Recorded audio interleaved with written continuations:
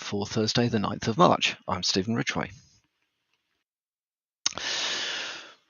40net in trouble again. Feel for the guys there. They have had a string of bad luck. They have just released patches to 15 security flaws, one critical, affecting anything running 40 OS or 40 proxies. These vulnerabilities would allow the threat actor to take control of the affected systems. The high severity issue is CVE 2023-25610. It's rated 9.3 out of 10 for severity. Apparently discovered by internal teams, which is a good thing. It's to do with the buffer underwrite, but basically it permits the it either permits the attacker to crash the box or to execute arbitrary code. There are fixes available if you are on versions. Well, there are loads of different versions. It's in the article. That we will link to this, but kind of version 1.1, 1.2, 7, 7.2, 6, 6.2, 6.4, 7, and 7.2 have got very broad vulnerability to these exploits. So if you are using Fortinet Kit, definitely recommend rapidly looking for those patches, assess them and get them rolled out ASAP if they are applicable to you. Chrome has pushed out version 1.1.1. It patches 40 vulnerabilities, of which at least 24, 25 are security vulnerabilities.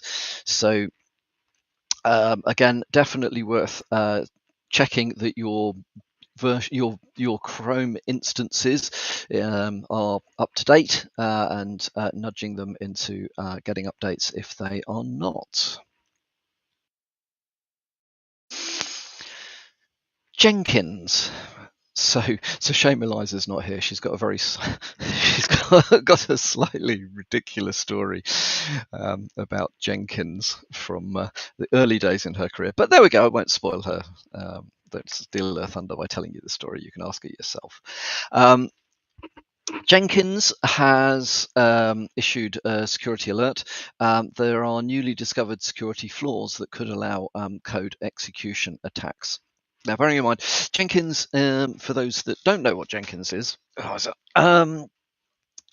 it is an automation tool, open source automation tool, which is commonly used in software development pipelines. So it can package up, and I don't know whether it actually does the packaging or not, but it can certainly automate the deployment of software out to your estate. It's very commonly used. So you find it in quite a lot of organizations, including some very large organizations. It's a very good tool. Allegedly never had the pleasure of playing with it properly myself, outside of a lab anyway. So there are two vulnerabilities, CVE 2023-27898 and 27905. They affect all versions of Jenkins prior to 2.319.2. So they are vulnerable and exploitable. So one can assume that there are exploits floating around, although it does appear to be a cross-site scripting attack. So it may not take very much, it may not take very much knowledge or experience to be able to exploit this. The way it works is that the available plugin manager is vulnerable to cross-site scripting. Now, basically, you don't have to go and download any plugins. You just have to open the available plugin manager. The XSS can be then triggered, which allows the attacker to run arbitrary code on the server using the Script Console API. It's a good bit of research by an organization called Aqua. They have put in place a fair amount of information about this. What I would say is, if you are using Jenkins, have a look. If you have not already patched, would strongly recommend that you do patch.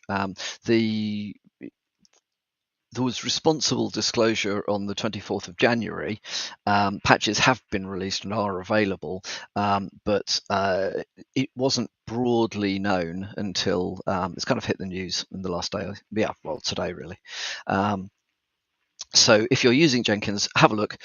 If you are vulnerable, strongly recommend that you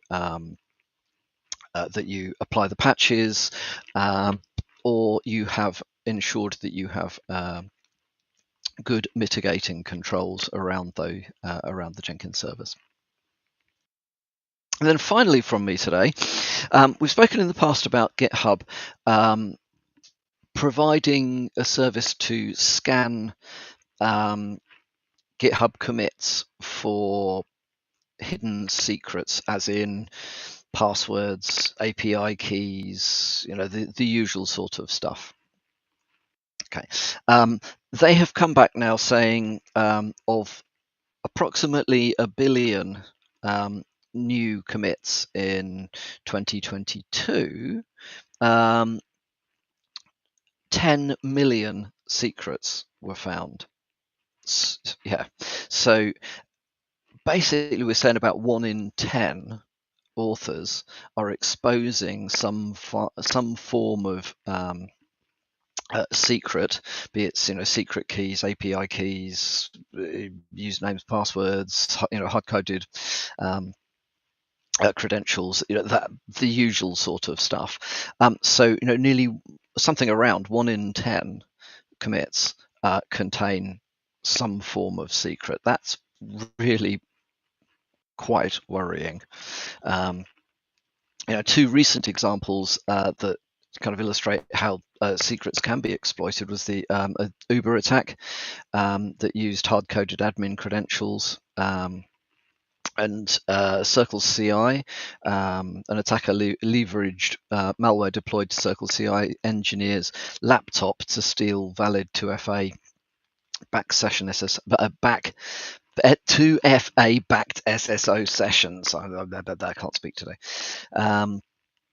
So if you are using GitHub, if you're a developer, have a little think, have a little look through your code, make sure that you haven't inadvertently left hard-coded credentials or other secrets in any of your commits, and make use of the tooling that's available that can help search for these things, because there's a lot of lines of code and things do sneak through despite the best of intentions. So that is all from me today. I hope you have a great Thursday, and I will speak to you all tomorrow morning.